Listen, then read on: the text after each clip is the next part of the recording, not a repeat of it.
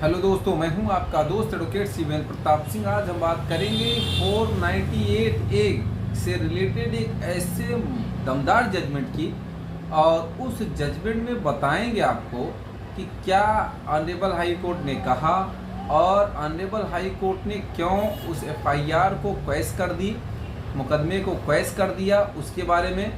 और बताएंगे कि वो क्या क्या धाराओं में ये केस था। आप सुनकर दंग रह जाएंगे, या ये समझिए आपको लगेगा कि भैया ऐसी धाराओं में एफआईआर क्वैश हो जाना बहुत बड़ी बात है। 498, 406, 307, 376, 120B, धारा 34, 376 आईपीसी। कहने का मतलब, और माफ़ करिएगा, एक धारा 511। कहने का मतलब ये कि अब आप बताइए, धारा 307 भी है, 376 भी है, और 325 भी है, 406 भी है। कहने का मतलब बचा क्या? लगभग सब तो हो गया। अब इससे हार्ड, इससे कठिन एफआईआर क्या होगी भैया?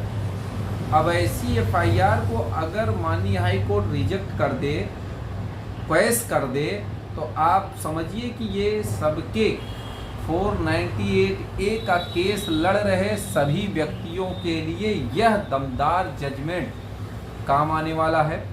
और ये केस कहाँ का है, केस के फैक्ट्स क्या थे, क्यों एफआईआर को क्वैश कर दिया गया, इसके बारे में भी बात करेंगे।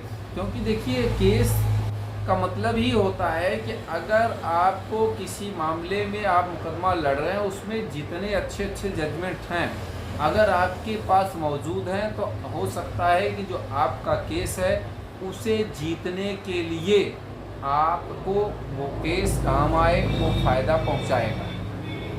ये केस है, आपको बता दें, Deepak Chatterjee and others versus state of West Bengal and others. अब ये हाल ही का मामला डिसाइड होने वाला है। आपको बताएं कि 8 जून 2023 को माननीय कलकत्ता हाई कोर्ट ने इसमें ऑर्डर दिया, एफआईआर क्वैश कर दिया। और क्यों क्वैश किया ये भी समझें। ये 2015 में इसमें कहा गया था, मोटा मोटा मैं थोड़ी थोड़ी चीज़ें बताऊंगा भाई। पूरे केस का डिटेल आपको बताने का मतलब है कि वीडियो आधा घंटा का होगा, जो कि ना आप देख पाएंगे ना कोई देखना पसंद करेगा।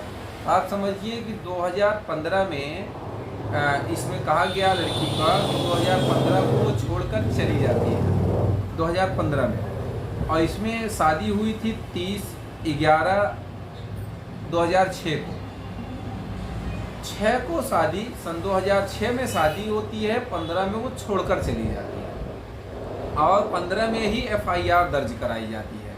एफआईआर होती है 4 फरवरी 2015 में, और उसमें एलिगेशन लगाया जाता है कि 15 जनवरी को मार पीट के हमको घर से भगा दिया गया। अब देखिए, रद्द होने वाली बात कहाँ से आई, एफआईआर क्वैश होने वाली बात कहाँ से आई, 164 का बयान उसमें क्या था। अब कहीं पे लड़की ने, पत्नी ने ये कह दिया कि भैया हमको मार दिया, फेंक दिया, भगा दिया। कहीं उसने 164 में ये कह दिया कि भाई हम लोग किराए पे रहते थे। एफआईआर में कह रही हो कि हम भैया मायके में, अरे सॉरी, ससुराल में रहते थे 2015 तक। 164 में कह रही हो कि हम किराए पे रहते थे, हमको रहने नहीं दिया जाता। और इसमें एक बहुत ही फैक्ट जो क्लियर कर दूंगा आपको, देवर के ऊपर इल्ज़ाम लगाया गया है कि भाई ये हमारे साथ शारीरिक संबंध बनाता रहा, बनाने की कोशिश करता रहा। तमाम ऐसे आरोप प्रत्यारोप देवर के ऊपर भी लगाए गए। और 7/12/2023 को इसके हस्बैंड ने सुसाइड अटेम्प्ट कर लिया, आत्महत्या कर लिया। उसने एफआईआर में नहीं बताया था कि आत्महत्या पति ने क्यों किया, किस कारण से किया, ये भी छिपाया। और फिर उसके बाद फिर आने के बाद फिर आरोप प्रत्यारोप की देवर ने फिर से लगातार हमारे साथ शारीरिक शोषण किया, इस तरह की बात करी। कहने का मतलब ये कि 164 का बयान, 161 का बयान और एफआईआर, तीनों में इतना ज़्यादा कंट्राडिक्शन। और एक बात, आईओ ने साफ इसमें कर दिया था कि किसी भी आरोप को सिद्ध नहीं कर पाई थी लड़की, यदि कोई भी आरोप सिद्ध नहीं हो पाया था, चार्जशीट से सभी धाराएं काट दी गई थी, निकाल दी गई थी, बची क्या था क्या थी धाराएं 498A और 34, सिर्फ 498A और धारा 34 आईपीसी ही बचा था। चार्जशीट जो लगी थी सिर्फ इन्हीं 2 धाराओं में लगी थी, बाकी सब आईओ के द्वारा निकाल दिया गया। कहने का मतलब ये 406 निकल गई, 325 निकल गई, 307 निकल गई, 376 निकल गई, 511 निकल गई, 120 भी निकल गई, सब निकल गई, क्योंकि ये अपराध बन ही नहीं रहा था। और तमाम इस ऑर्डर में तमाम जजमेंट्स का जिक्र भी किया गया, जो माननीय सुप्रीम कोर्ट के जजमेंट से उनका भी जिक्र किया गया।